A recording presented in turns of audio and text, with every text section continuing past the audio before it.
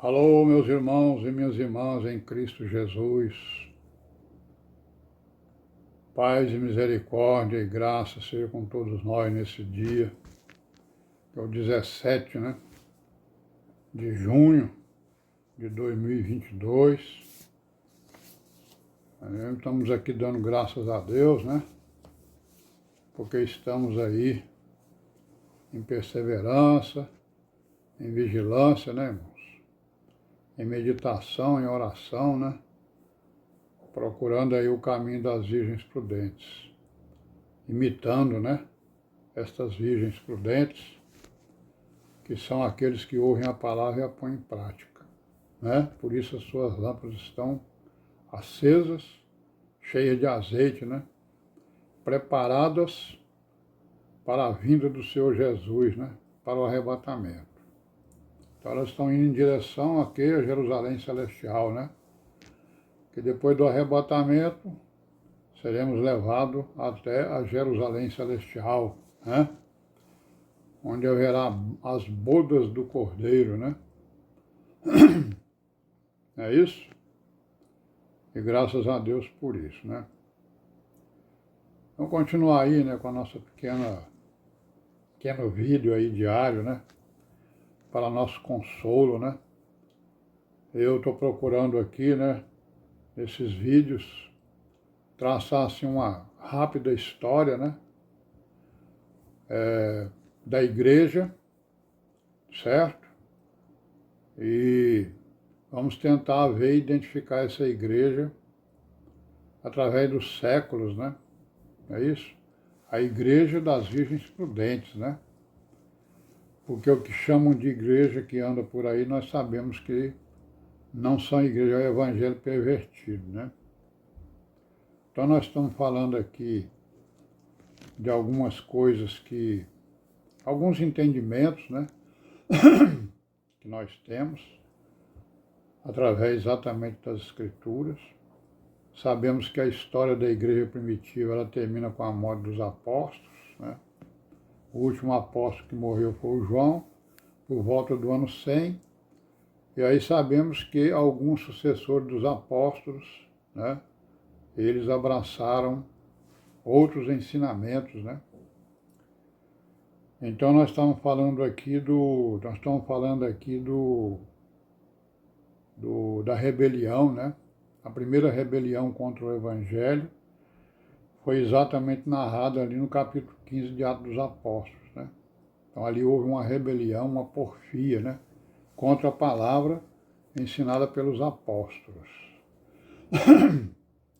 E nós sabemos que a rebelião contra a palavra é um pecado semelhante à feitiçaria e idolatria, A porfia, Então são pecados, são grandes pecados, diante de Deus, É uma grande ofensa diante de Deus nós nos rebelarmos contra a sua palavra, porque ela é a verdade, o caminho e a vida, Então nós nos rebelamos, a rebelião contra a palavra, nós estamos nos rebelando contra a verdade, contra o caminho e contra a vida, E isso está escrito aqui no capítulo 15 de 1 de Samuel, e no versículo 15.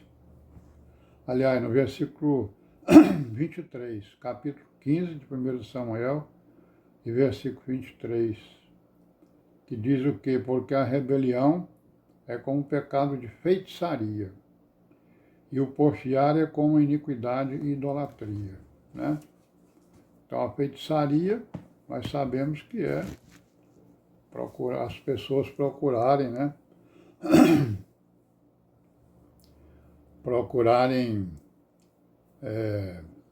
prodígios, milagres, através de coisas estranhas, através da magia e através de outras técnicas, sei lá, que usam aí para fazer coisas que não se devem. E sabemos que a feitiçaria, ela é um mal, que veio exatamente dos anjos caídos. E a idolatria é a adoração, de ídolos. E quem faz feitiço está adorando outros ídolos.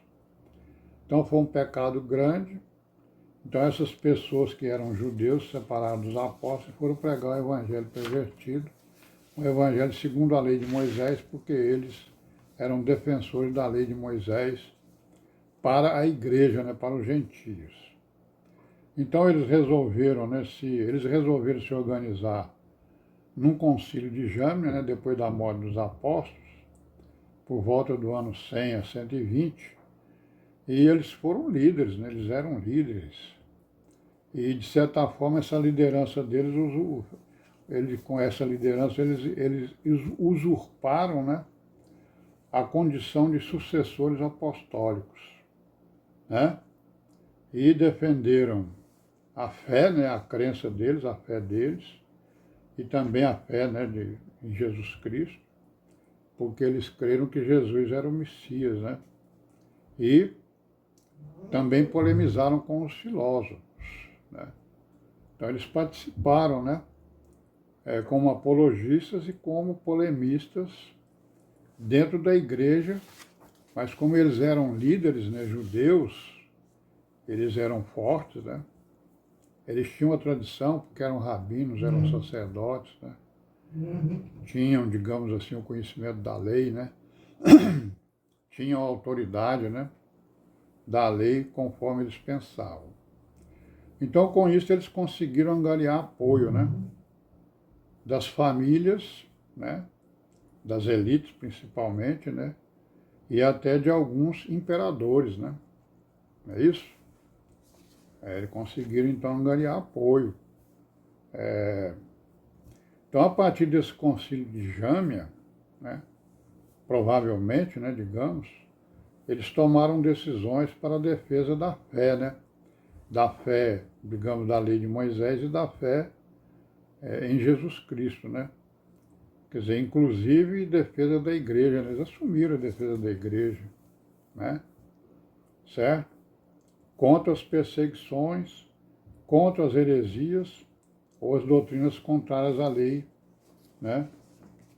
E as doutrinas contrárias à lei de Moisés, né? Porque eles defendiam a lei de Moisés, né?